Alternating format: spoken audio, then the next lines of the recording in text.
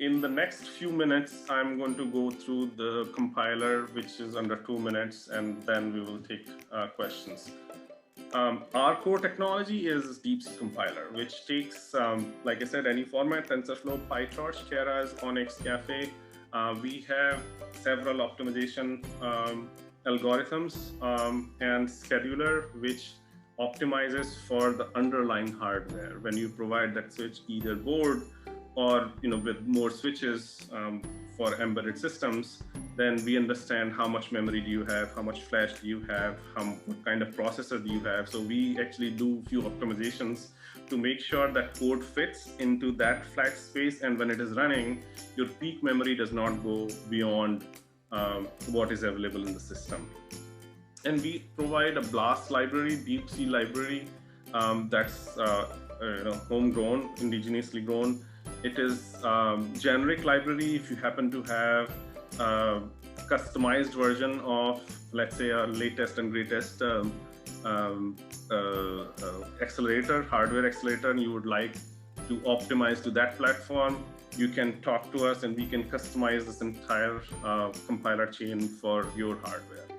And as an intermediate code, as an intermediate step, we also provide access to WebAssembly and C++, and you can finally compile that to static binary, static library, dynamic library, or the binary of your hardware. We support all TensorFlow, keras, PyTorch, Caffe, Onyx. We were the first one to bring MCUs on PyTorch models on MCUs back in December 2019. We still remain the only vendor providing PyTorch model to microcontrollers because we have this indigenously homegrown deepC compiler. We support all platforms, all ARM series, M3, M4, M55, you name it. And it works flawlessly on that. We support bare metal, FreeRTOS, derivative of Linux, and also Linux and Mac OS. Output we've already talked about. deepC operator support, we currently have over 120 operators in deepC as opposed to 53 in TF Lite. So we are slightly better. In some cases, few instances, TF Lite does not support RNN and LSTMs. We have helped customers and users who have models using some of those operators. Our optimizations are targeted for low power, flash size, peak memory, performance, and accuracy. So we do quite a bit of pruning before, and then we have a scheduler that works with bringing the parameters ahead of time to CPU from flash. So we have a little bit of optimization and scheduling in that. Also provide network profiler.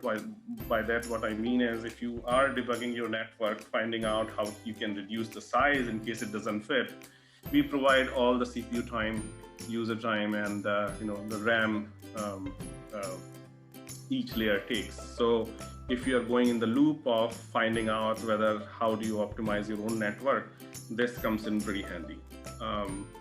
And this is a use case that is available in public domain. It's a very interesting use case that we are working with one of the large federal agency.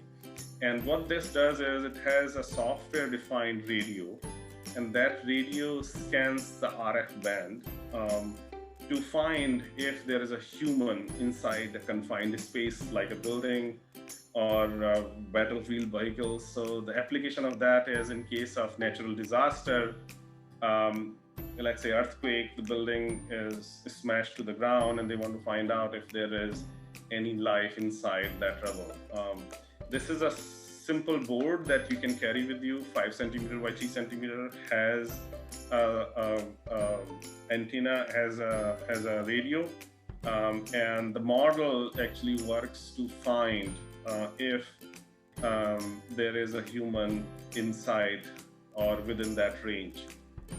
And it works on human sensitive RF bands, scans those, and will give you yes or a no, and also approximate distance from the board it has. So it's a very interesting application for first responders and our soldiers in the battlefield, where access to electricity and connectivity to internet is is a luxury.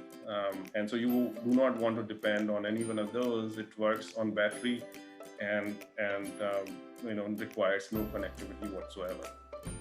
Couple of more use cases, and in last 30 seconds, let me give you the demo for the compiler, how that works. So you go on, and if you have a model already, you choose the file, and let's say I'm going to upload this model, and I'm going to choose framework as this, and let's say I'm going to compile it to Arduino. And this is, I want to download that as a static library. So I compile, and it would be done in a few seconds, and it'll start the download automatically. And model compiled successfully, and now you have ASL model.zip. And this is what the content of the ASL model looks like. So you have a header file that you will have to include, but how do you use this libasl model.a is present in the README file that is downloaded along with the entire header files and .lib. So it tells you the sample code, gives you the sample code, and this you can practically cut and paste and put it in your application if you happen to use only the compiler side of it.